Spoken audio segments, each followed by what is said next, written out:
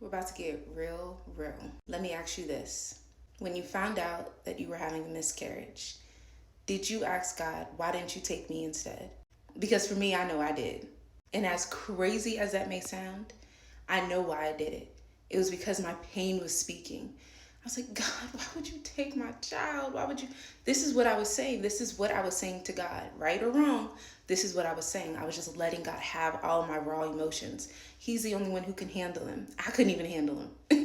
I gave him over to him.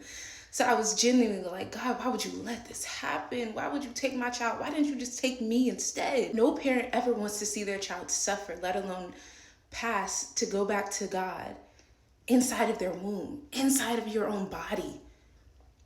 It felt like death anyway.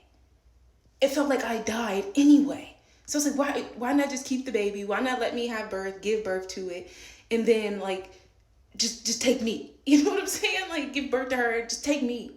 But the honest truth is, it was a selfish thought. But it was a thought that I had to have, because it's a thought that I was feeling. It came from an emotion inside of me that was raw, that was real, and that was valid.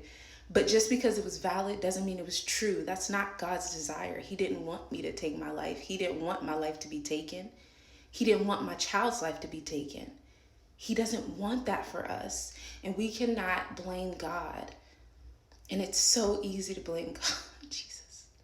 It's so easy to blame God because, you know, especially as a Christian myself who's gone through a miscarriage, it's like, God, but you're God. You allowed this to happen. Like, you're God of the universe. You're God of intergalactics. You're God of things that I have no idea about.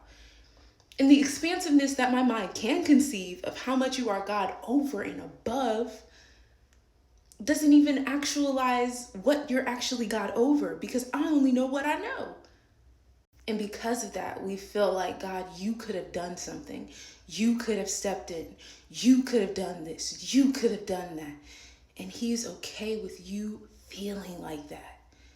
But let me tell you one thing. One thing he is not okay with you doing is telling him that you are okay when he knows that you feel the opposite.